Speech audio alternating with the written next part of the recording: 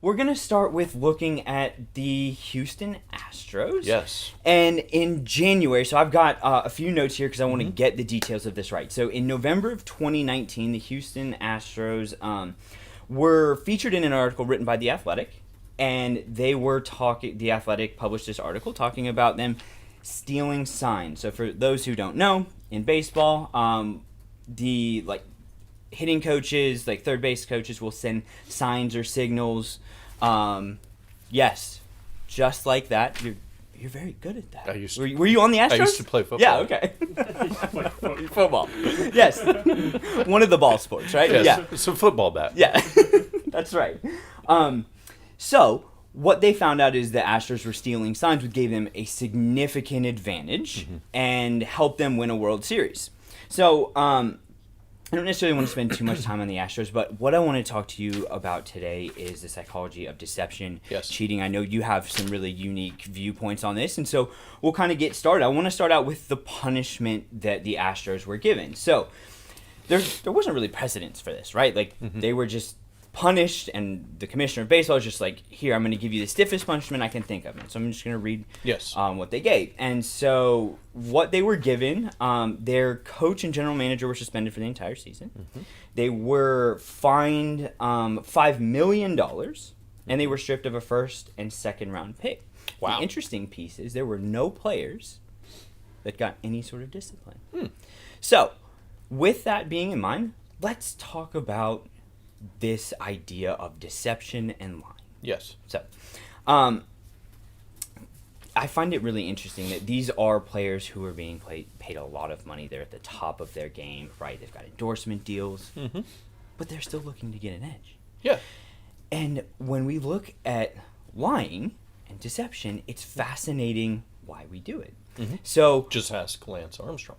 Well, yeah. So, I think it's fascinating. Talk a little bit more about that. Well, I mean, I feel like in sport, like if you think these guys are doing it, then I'm going to do it. Right. And it becomes this escalation. It's like this Cold War. And you're going to do it until you get busted. But even though they got busted, they're going to still do it because it's competition and there's big money and you want to win and you're going to do it by any cost. And if there's any, like if you look at the New England Patriots, if there's this idea that they're going to do it, then what, you're going to just sit there and do nothing. Right. And so for me, that comes from the commissioner. That comes from the commissioner of football and baseball and the leadership and what kind of tone and culture are you setting? $5 million fine? Please. Right. Let's go with $100 million. Yeah. Let's say we are not going to do that. So that's just a slap on the wrist. And I think it's great that you bring that up because there really is no punishment for the players involved, right? Yeah.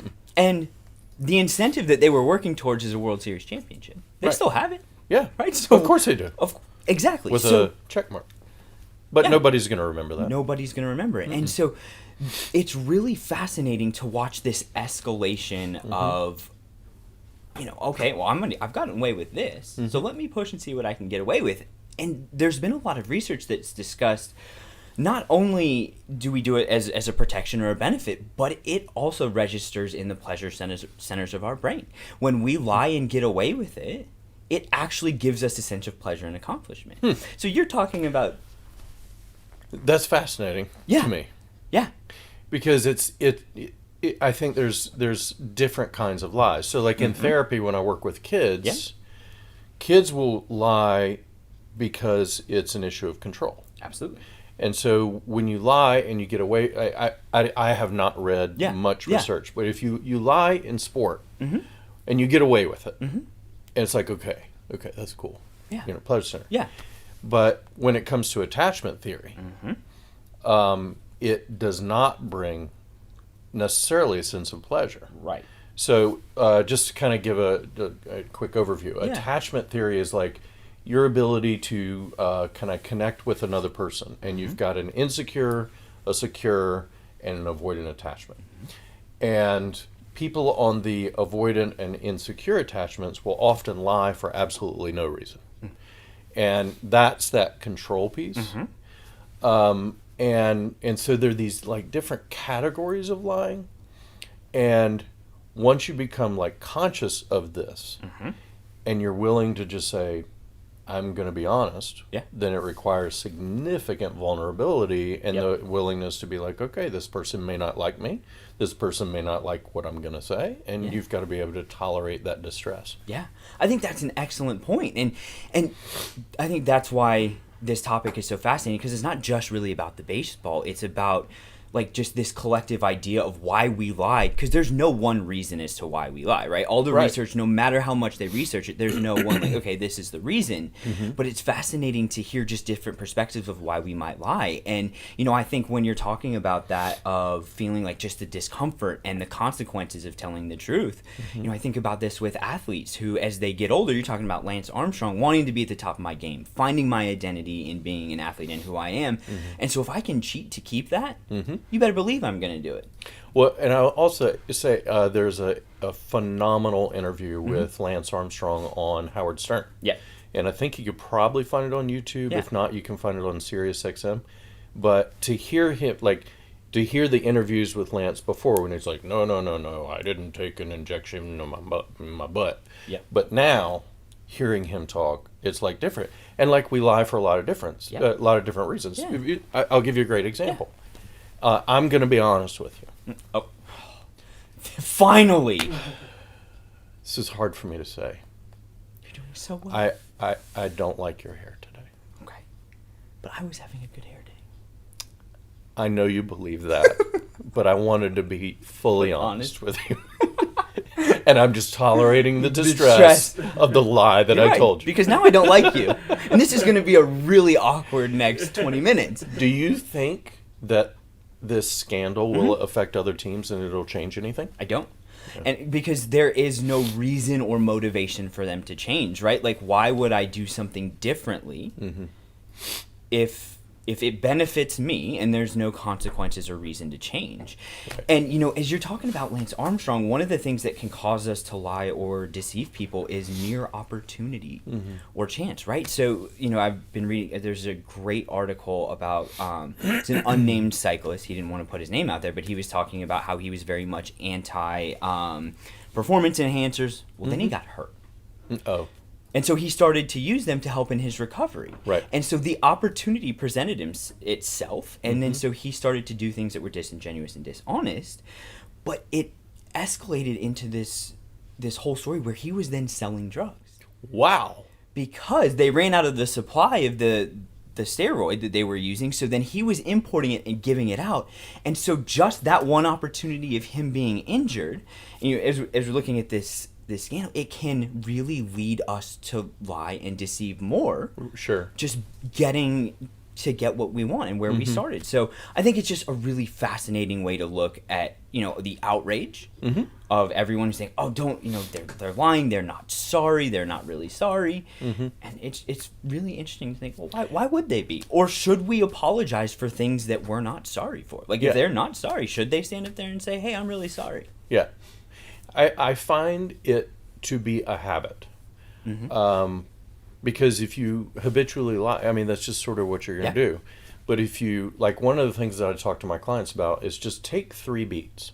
Just one, before you're about to answer a question, just take 3 beats and think, okay, I'm going to tell the truth. What's the worst thing that's going to happen?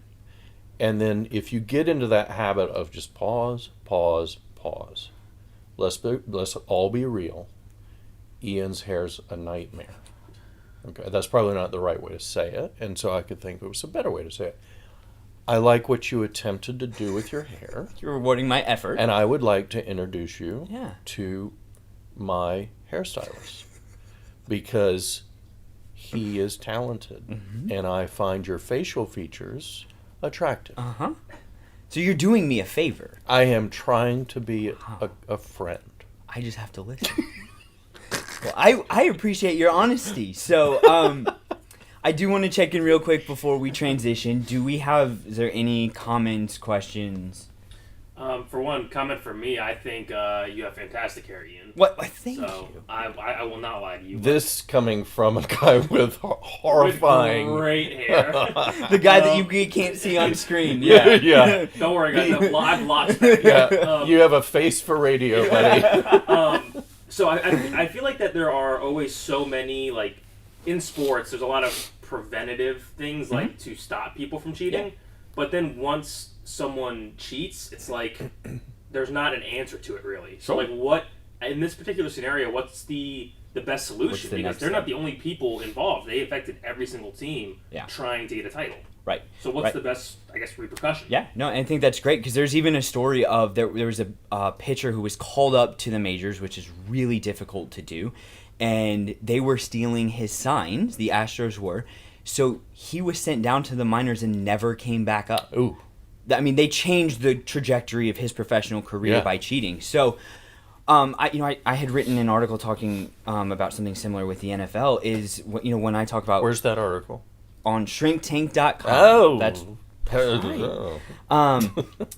one of the important things that I often find, I imagine you do the same, is when we talk with families and parents specifically, is this idea of discipline versus punishment, right? Yes. So punishment is you're going to fear me so that you do what I want, and discipline is the idea of we're going to teach you something to help you develop and connect those skills, right? You're talking about taking the beach. That's a new skill and a new connection in my brain that I'm making to make different and better decisions. And so I think baseball needs to not be reactionary. We are so reactionary in this. The punishment needs to be swift, even if it's wrong, but it's not teaching or doing anything. It's not action-oriented. It's not motivating. And so the next step is for baseball, for Rob Manfred, to take a minute and figure out, what do I want to come out of this? Do I want to get cheating out? What is the end goal? What are we trying to accomplish? What are we trying to teach? And so I think this reactionary nature is going to continue this snowball. Sure.